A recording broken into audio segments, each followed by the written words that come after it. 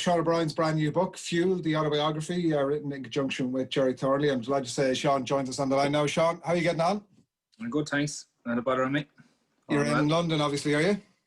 Yeah, over in London here. So we're back training now the last 3 weeks or so. So season starts in just over 2.5 weeks now. So we're in the depths of it already. Lockdown 2 hasn't had any huge impact on you, has it? Or? No, it's just started today over here. Places aren't as busy or anything, but coffee shops and anywhere that can do takeaway is still open. So that's kind of a nice treat for us still. But everything is at lockdown now for a month. So thankfully it hasn't affected us too badly. Good. There's a lot to get to, and we might just jump in straight away. There was 3 things, if you don't mind, sort of starting at the end almost, and indeed at the end of the days at Leinster, there was 3 things that kind of stood out, and there's, as I said, a lot in the book to try and touch on as much as we can over the course of the time that we have. But yeah, starting at the end, and one thing that jumped out at me from very early on in the book, and it's a thread sort of all the way through. There's a training session towards the end of your days at Leinster. It might have in fact been your final training session there, the last season at Leinster. Johnny Sexton is you're struggling and you're pulling up injured, and Johnny Sexton is saying to you stuff like, "It's not worth destroying yourself," and Joe Schmidt is basically telling you to get out. When you're hearing that sort of stuff, and there's a lot of detail about your injuries in the book, where's your mindset at, like, in terms of overall life, Sean, and your capacity to live a normal life almost after rugby? Yeah. I suppose there are things I've talked about, with family and loved ones, etc. And, I suppose for me, the whole Joe Smith conversation was after I decided to get the hip operation. So that was kind of, from his point of view, I suppose he was saying, like, well, if it doesn't work out, make sure you look after yourself for life after rugby. And he mentioned, like, having a family in years to come and stuff like that, and being able to run around after your kids and etc. So that stuff does hit home as well, obviously. But the type of operation and stuff I was getting, I could do that regardless if I ever got back playing. So one way or another, I needed to have a hip operation, whether it be a full replacement or a hip resurfacing. But he was just saying, from my point of view, I said, I'm going to try and get back. And he said, well, just make sure that, that the risk reward wasn't too much for me, etc. So, and then Johnny, in terms of Johnny's, I suppose, point at that training session was he had seen me struggle for so long with the hip, probably more so in that last 6, 7, 8 months of my time in Leinster. And those boys see you going in every morning. You could be limping into training every morning, and they see you trying to go out and train on the field. And, they kind of, I suppose people don't know from the outside what you're going through until they're actually in the setup with you, and they see you day in, day out, and what you're going through. So his point of view was, I wanted to try and get back for that Munster game, obviously, which was going to be a massive game, and kind of like my last one at home, or my last one in the colours of Leinster. So it was something I wanted to do, obviously. But he was just like, "Don't be a hero. Like, we'll look after," type thing for you, as well as looking after my mental health of him knowing that I was just battling with this hip for such a long time. Yeah, it's strong stuff, and as you say, coming from somebody who knows it inside out. And like, you talk across the book, Sean, in terms of like the injuries. Knee injuries, broken leg, ankle injuries, there's knee damage, a bit of bone floating around your shoulder at one point, 3 shoulder operations, 4 hip operations, broken arm, broken fingers, 2 broken thumbs twice, I think, if I'm right, and up to, is it nearly 20 operations in total? Like, it's I mean, a litany is not overstretching it, and the impact on your body now, I suppose, has it been worth it? How are you feeling, and how do you reflect now on you're not at the end of your career yet, on that litany of injuries? Yeah, no, I feel like my body feels great, to be honest with you. Which is, I suppose, for someone for people listening now, after listening to what you've described there, they'll say, "How is it great?" But my body actually feels really, really good. The hip resurfacing has given me a complete new lease of life in terms of just everything, my sleep, my mood, emotionally. It's been brilliant for me. So, I'm in flying form at the minute. I ran my quickest speed I've ran in over 3 years last week. So like I couldn't be happier the way I'm feeling even. So it's funny, like, though, when you mention all those injuries, you know, you kind of think you couldn't possibly be feeling good, but my body's in a great place right now, and I couldn't be happier. Did you play on the 2013 Lions tour with a broken thumb that you didn't tell them about? Yeah. Well, the doc knew about it. Aina knew that I had something wrong with my thumb, but I wouldn't let him scan me. But yeah, it was in a pretty bad way. But we made up a bit of a cast, and it kind of took all the pain out of it for a period of time. Anyway, it was pretty puffy and stuff the whole way through that tour. But I got it fused. I got the whole joint fused after the tour then, so I've no ligament in that left thumb anymore.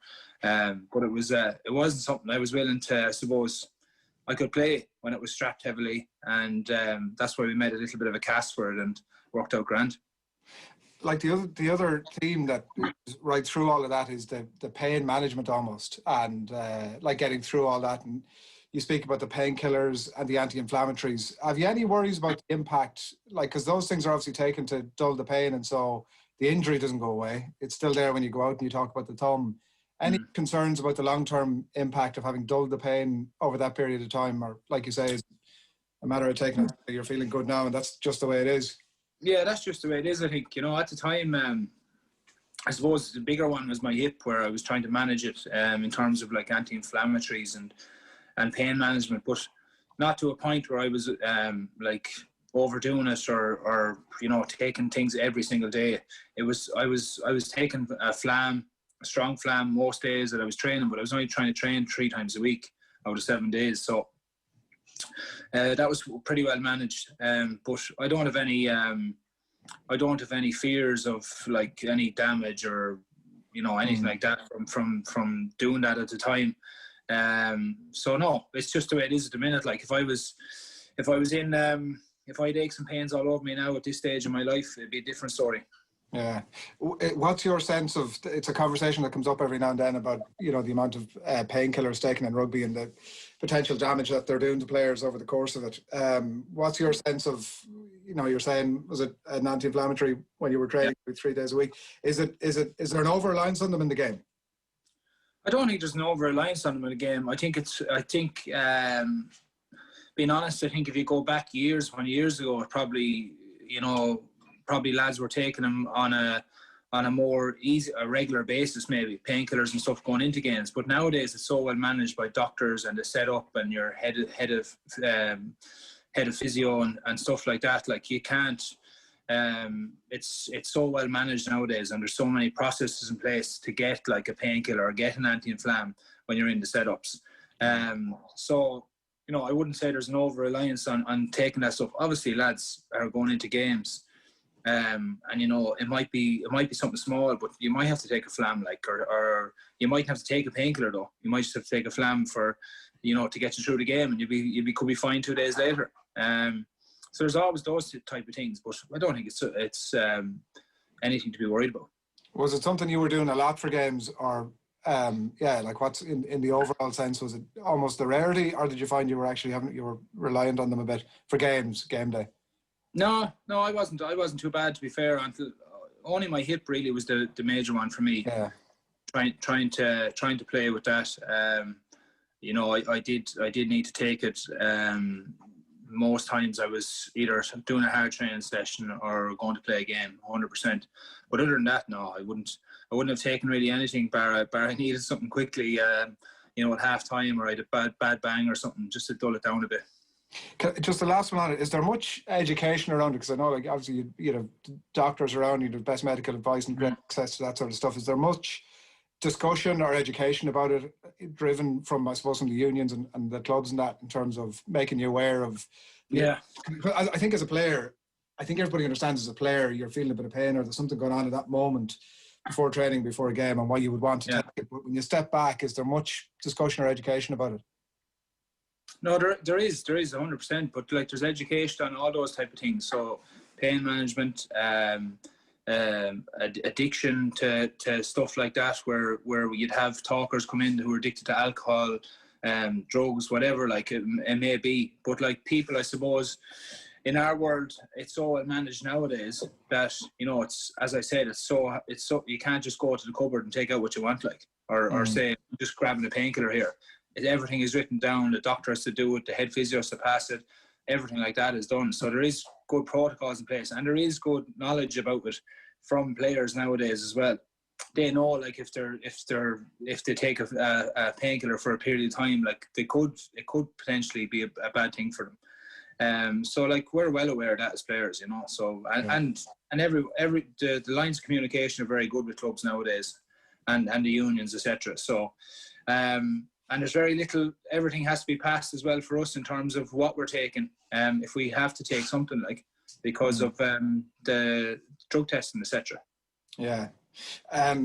You mentioned the lines of communication, so it's a good sort of introduction into the second thing that I wanted to talk to you about in relation to your departure from Leinster and the contract negotiations. I was really surprised because from the outside looking in, you always assume that these things, it's not necessarily that they run off smoothly, but certainly that people are on top of things like communication. And you were critical of the IRFU. You were specifically critical of David Nucifora about how that was handled. There was calls and texts that went unanswered. I know at times there was that you had to sit down, and he was saying to you, David Nucifora was saying to you, that there was talk of having to let some of the younger players off to some of the other provinces if they were going to be able to keep you there. There was some sort of an offer with stipulations, and then it got very messy, and you committed yourself to London Irish anyway by the end of it. But David Nucifora didn't come out amazingly out of that those few pages. Yeah, I don't know if he didn't come out very amazingly, but I think it's definitely something that can be worked on going forward. You know, to make sure that people are left with no doubt on where they stand, rather than it being dragged on for a period of time. That's just my opinion on it, because it's at the end of the day, it's our career.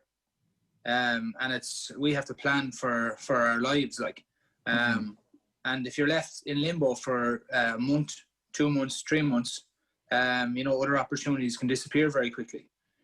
So that was the only kind of key message out of that, was to, you know, when someone sends a text or a message or whatever it may be, to respond quickly, and kind of, I suppose, just to be a straight shooter about it, and say, look, there's nothing there for you from the word off, if there's nothing there from you, or whatever you're thinking, or there could potentially be something, and this is what it might be. But it was just left a bit long, I think. Yeah, because like even leaving that passage, not even the 11th hour, like, I mean, it was the last minute of the 11th hour where you're talking to Andy Farrell, who's obviously the incumbent, and Joe Schmidt, maybe to a lesser degree, and they're unaware of everything that was going on. Like, it seemed like I was definitely surprised that there wouldn't have been more conversations about a player of your profile. Like, you know, well, that's my point. I think it was at that stage, it was, you know what I mean? They obviously hadn't got value for money on me, you know, the year or two beforehand. So I'd say it was, from a business point of view, I get it. Like, my point in the whole thing is that I don't mind being told there's no contract here for you, but just tell me from the start. And again, like, I was even surprised, as I say in the book, I was surprised that, you know, Andy or Joe hadn't really been informed of anything, or, you know, the way things were going at the time. Yeah. How much did you agonise over chapter 24, the Leinster Endgame, the 3 pages or so from page 326 on? Yeah. You know, it was one of those things, I suppose, again, where wasn't a good time for me. Kind of put myself in that situation, and shouldn't have happened. But yeah, I suppose put my hands up and said, you know, I shouldn't have been in that situation, and said sorry, and it was just one of those things that shouldn't have happened. And it was, you know, it was just a bad night, and a bad couple of days afterwards. Yeah, I don't know, people will be familiar with it when they pick up the book and they get to read about it, and there was an investigation into it, I think, from the RFU side, and HR are involved and Leinster are involved, obviously, and they come up with 3 findings at the back of it. One, that you'd urinated in public and splashed a member of the public, and they said that you brought the game into disrepute. and you had a verbal exchange with the guy, and also found that you're top off in public, which I'm assuming is very much the lesser offence of the three. When you hear that then, Sean, are you accepting it all? Are you like, listen, shouldn't have happened? And you know, in terms of bringing the game into disrepute, is that something you're accepting of at that stage, or are you still, are you sort of the view that actually, listen, I've been hung out to dry a little bit here? No. You have to hold your hand up and accept it. Like, you know, in my position or anyone's position like that, you know, you have to take responsibility. And again, like, you know, all you can do there is hold your hand up and, you know, say sorry and move on with it. You know, you can't keep going around in circles, or you can't keep saying, oh, this isn't fair, that's not fair. Like, it's not about that. It's about taking ownership and owning up to the fact that you're in that situation and it shouldn't have happened. Yeah. Was there, at one point in the book, it had said that you'd been told to take legal advice. Did that threat from the other side peter out eventually, or where did that go? Yeah, there was nothing about it after. You know, I don't know whether that was just a heat of the moment thing, or whatever from that side of it. But no, when I apologised to the individual, you know, he was okay about all that kind of stuff. So yeah, that definitely just petered out. Yeah. Okay. Can we go all the way back maybe? I mentioned about the three things at the end of days at Leinster, but maybe back to the start. And when you came in 2005, it was an unbelievably interesting time for Leinster at that point. From your own personal point of view, the carpentry, as you discussed, had fallen through. You were maybe looking at the guards, but it was rugby in the end. Like in terms of rugby in Ireland at that time, like, it wasn't necessarily a popular thing to be a Leinster supporter or to be crazy about Leinster, particularly part of the world that you're from. There would have been Leinsters, I suppose, around at that time. Was it always a very straightforward thing for you that if it comes up, it's going to be Leinster, or had you eyes in a more westerly direction at any point? No, it was always Leinster for me. You know, as I said, I always, as strange as it seems, there was a lot of Munster supporters in our area at home. And there still is a lot of diehard Munster supporters, even in Tulla Rugby Club, like, to this day. But you know, there's more Leinster than Munster now, so we have them outnumbered. But back then, no, it was always Leinster for me. Like, I remember a couple of games in Donnybrook going to watch the Leinster lads. I remember actually Jamie Heaslip's debut. And he warming up in front of us. He was a big lump of a man at that stage. I think he could have been around 120 kilos, I think, on his debut for some reason. But I remember all those days. So it was always Leinster for me. So no, I was never even thought about playing with another province. It was always blue for me. And even though there was chat going around Munster and a few bits and pieces like that they thought I was more like those boys, like they were at that time. But no, I always enjoyed beating them up then when I did get the chance. Yeah, I can't believe that there's still people in Tullow that are Munster supporters, by the way, given.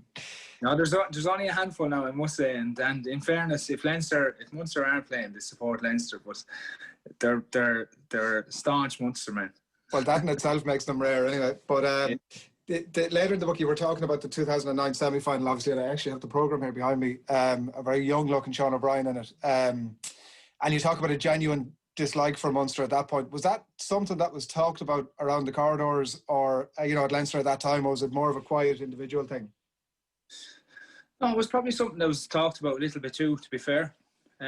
Just because they had success, and they were the benchmark to kind of to get where they had got to. And the other thing about it as well is probably the perception of us at the time, or the setup in the province at the time, was very much, you know, we weren't good enough, we were too soft, etc.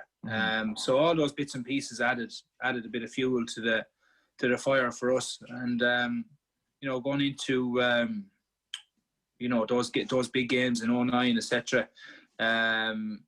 You know, that stood to us as well, having that little bit of a chip on our shoulder, the whole lot of us, every one of us, and wanting to really make a difference and put the province in the right direction.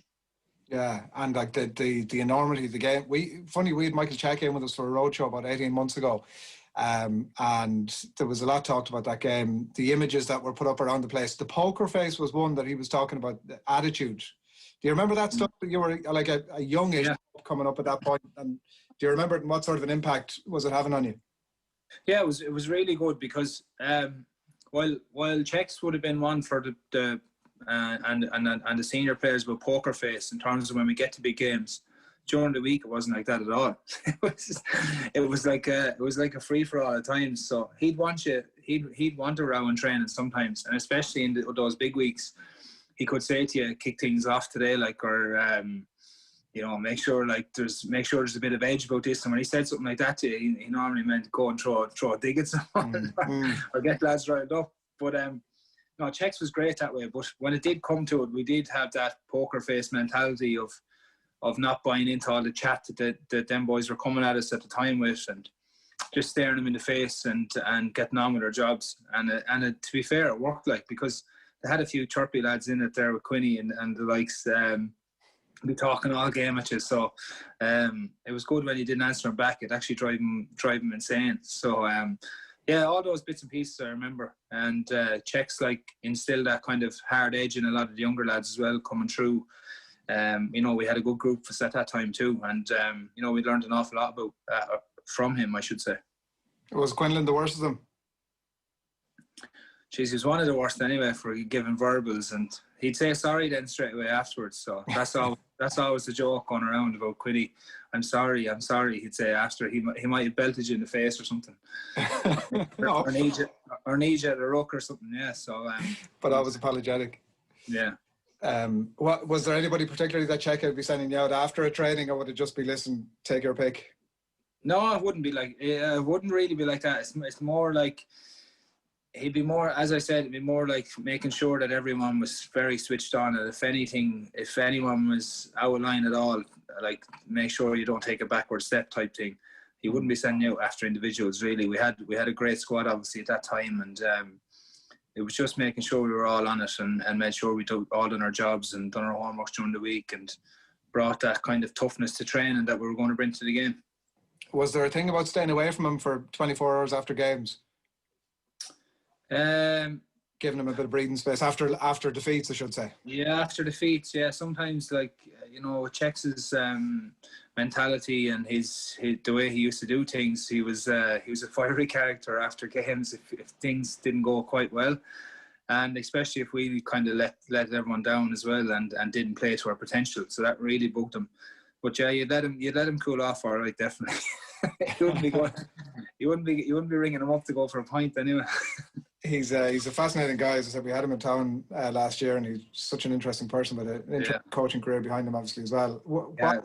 If we take Declan out of the mix, I think given your current situation, we'd probably have to do that. Who's the best coach that you worked under, would you say? I'd say Joe was the best all-round coach that we worked under. And then, I suppose I didn't really get enough time with him either. But Stuart and the combo of Stuart and Leo together, was brilliant as well.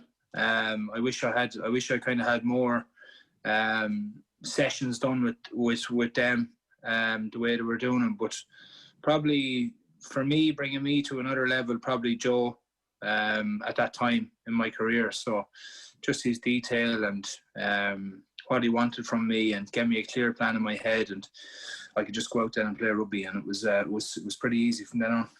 Yeah, things obviously petered out towards the end. Is it almost a case of that? His message is pretty intense, obviously, and he ran a pretty tight ship. That it is always going to have a shelf life. That you get in and you get a 3 or 4 year burst at it, and you make as much success as you can, and then everybody has to go their separate ways. Yeah, I think that could be the case. I think as a coach, you kind of look back and you reflect on stuff like that as a player.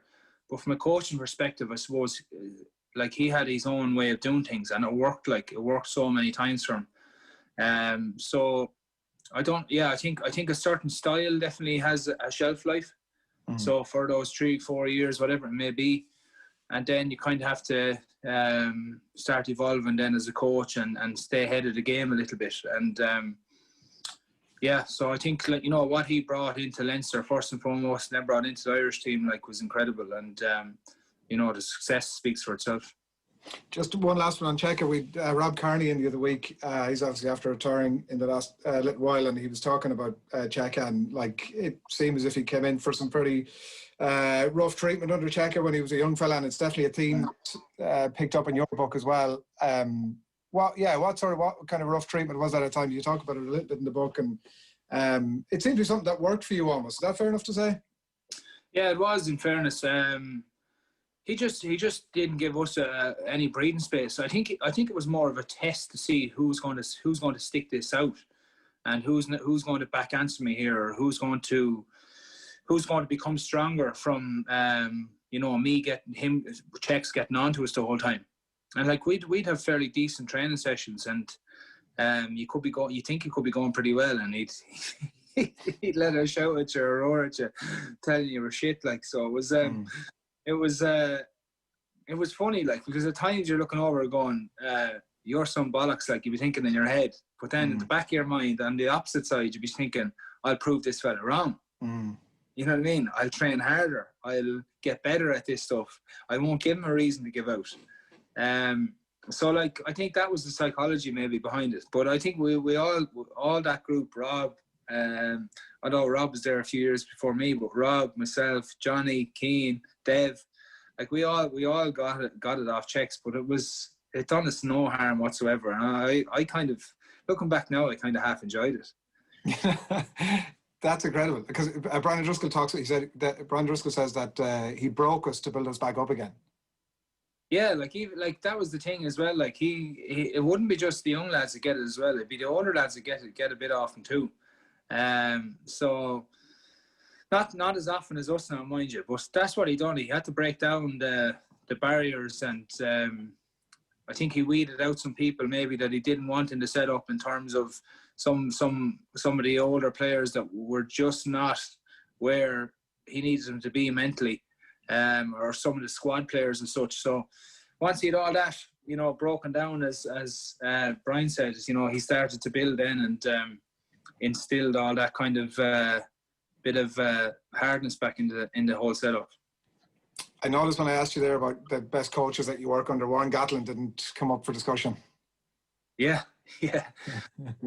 Gats, in fairness, Gats is like, he is again, like, he's one of these lads who is his record speaks for itself as well in terms of his coaching career, like, you know, and obviously that whole thing with me after the last setup was, you know, really took off. But it was, I was saying it, as I've stated, like, I was saying it in a way that I wanted everything to improve going forward, and you know, try to learn from mistakes. But I suppose I probably could have said it in a bit of a different manner at the time, and just the way it was spiraled out of control in the media and stuff. But you know, he was on with off the ball. You were on with off the ball at the time. That was where it cropped up. Yeah. So it was. You can hold us to blame for that. Time. So the phone call between us, and even to Rob and Faz and all the coaches, like, it was fine after. But like, yeah, I got where they were coming from, and they kind of got where I was coming from too, after explaining it in my way. Did you see when he was in, another one who was in with us last year? Did you see when he was in that time? No.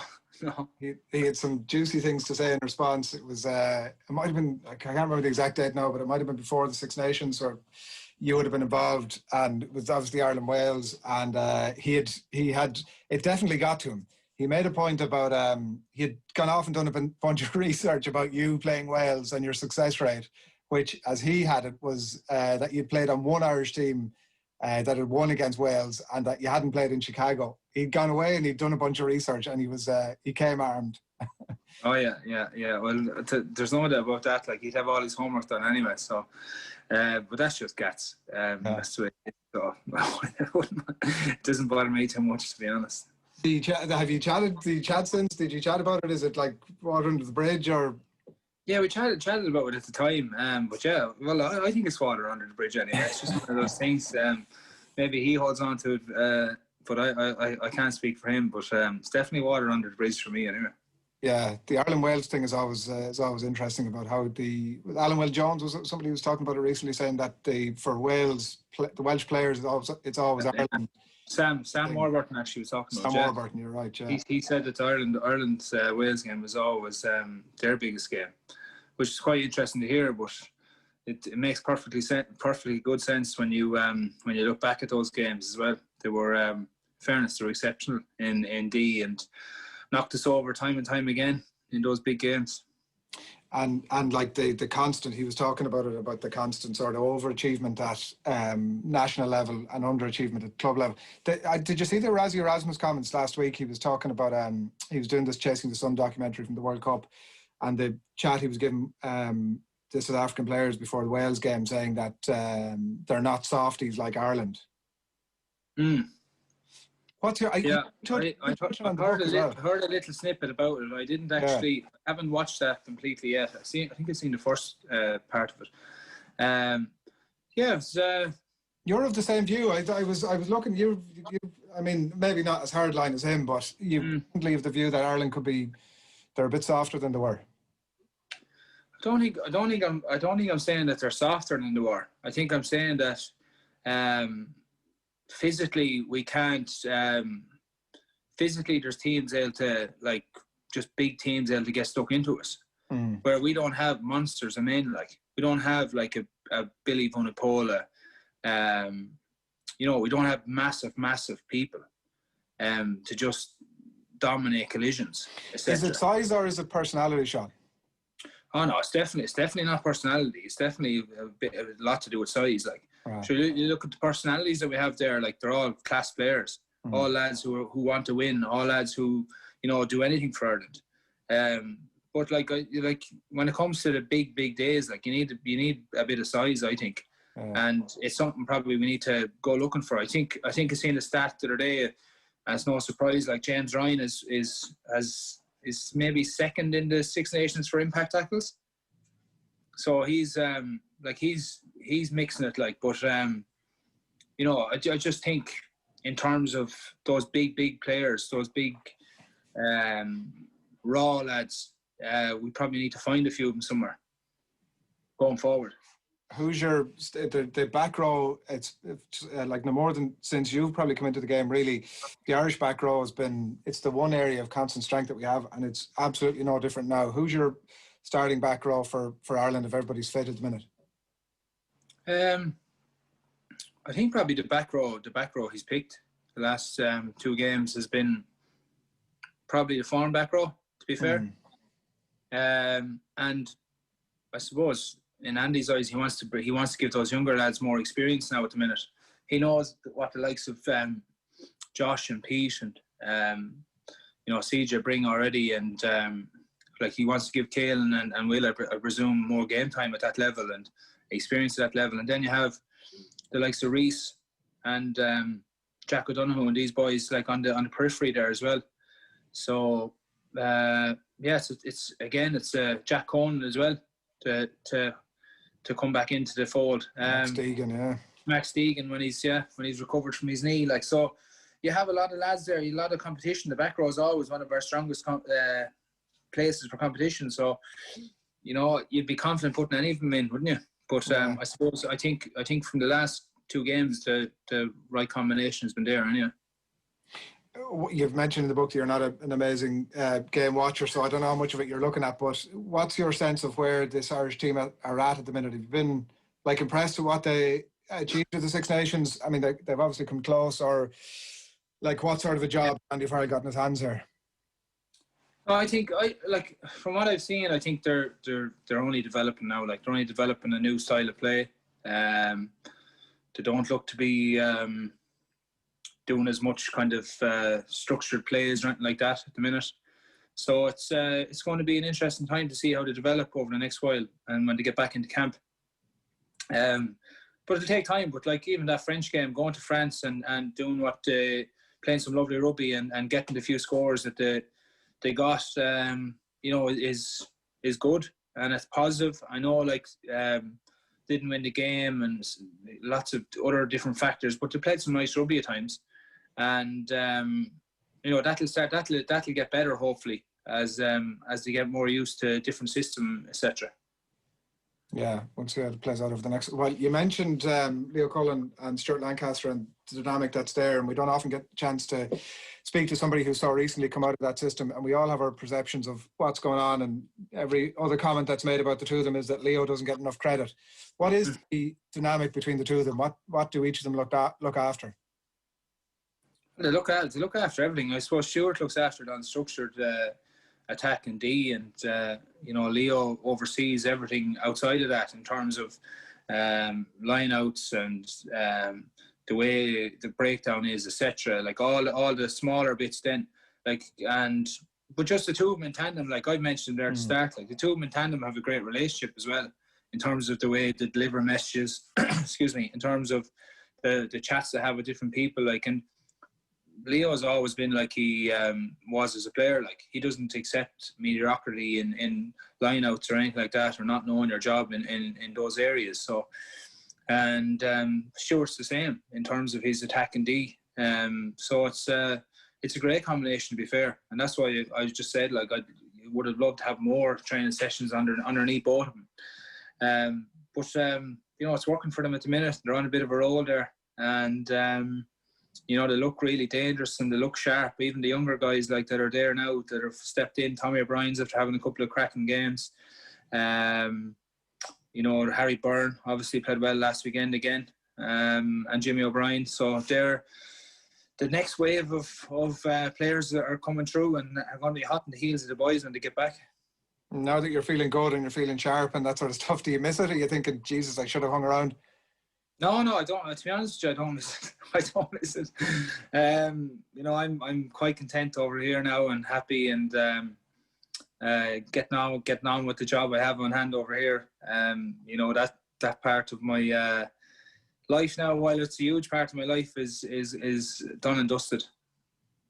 What's the plan for you then? You've a 3-year contract with London Irish, is that right? Yeah. So another this season and next season. Yeah, the plan at the minute is just to hit the ground running now at the start of the year, get as many games as I can as possible. So that's exciting now. Picked up a little bit of a hammy issue when I came back after lockdown the last time, and could have played the rest of the season, but just didn't want to risk it and make it any worse and get ready for the start of this season. So flying at the minute now and excited about what lies ahead.